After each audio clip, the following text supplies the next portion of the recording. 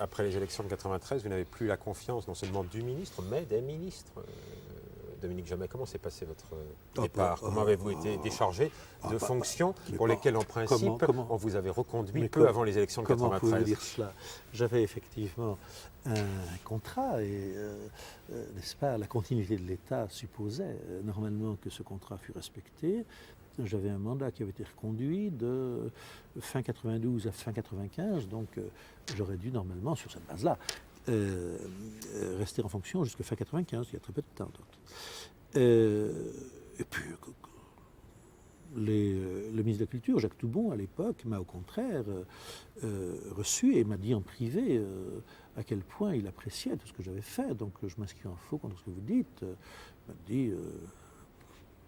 Maintenant que je connais le dossier, je vois à quel point vous l'avez bien géré. Moi, je veux le poursuivre dans le même esprit. Je fais une confiance totale. C'est pour ça que je vous demande de partir.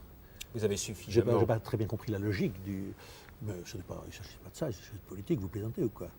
Vous avez suffisamment acquis la culture du fonctionnaire pour ne dire aucun mal de votre successeur. C'est une règle. J'ai été nommé, je pense, pour des raisons politiques, ou en tout cas par une autorité politique.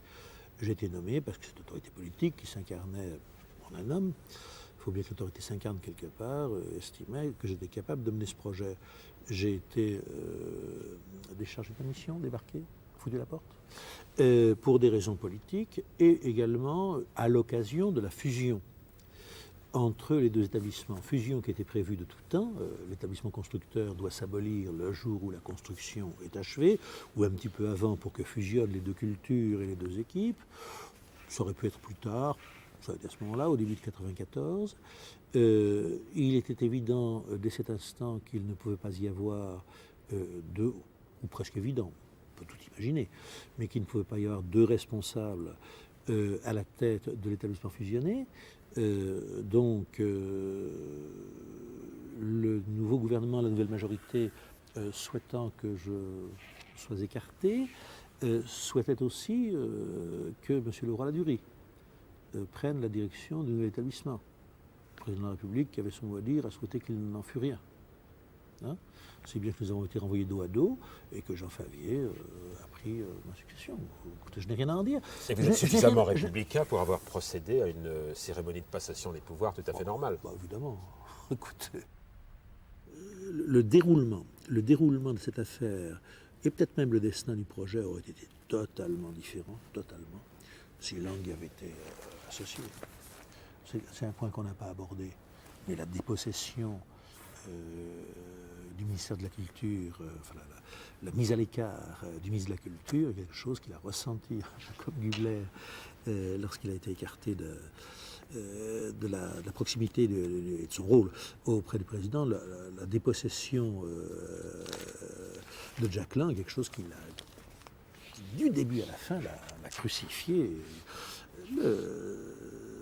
Jamais, en termes de chronologie, ça démarre en 88, hein, et le roi Ladurie avait beau être d'opposition, c'est en même temps, c'est un homme qui est à la fois imprudent et prudent, impulsif et machiavélique, très lâche et quelquefois très courageux. C'est un type extrêmement, vous le connaissez, il est très divers, il est très fascinant d'ailleurs. Mais jamais il n'aurait cabalé contre le projet comme il l'a fait s'il n'avait pas eu le soutien de Lang. Jamais. C'était une autorité de tutelle.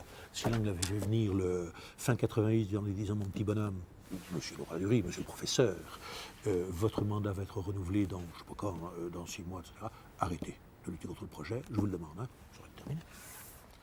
Et Lang aurait pu mobiliser les réseaux extrêmement nombreux et influents qu'il avait à sa disposition pour contrebalancer, pour faire contrepoids aux adversaires du projet. Hélène Weisbord, qui a été beaucoup plus diplomate que Jean Cattegno, a beaucoup fait pour réconcilier, vraiment beaucoup, et on est déjà en fin de parcours, elle a fait vraiment beaucoup pour réconcilier l'université avec le projet. Si Lang avait mis la culture dans le jeu du projet, on aurait eu des listes d'intellectuels, d'artistes, de n'importe qui, ça aurait été aussi contestable que les listes adverses, mais on aurait eu des listes de 1500 personnes disant admirable projet, et puis Lang en aurait parlé à 7 sur 7, 18 fois, et puis il en aurait parlé à l'heure de vérité. Parce que il l'a pas compris, il l'a pas admis, parce que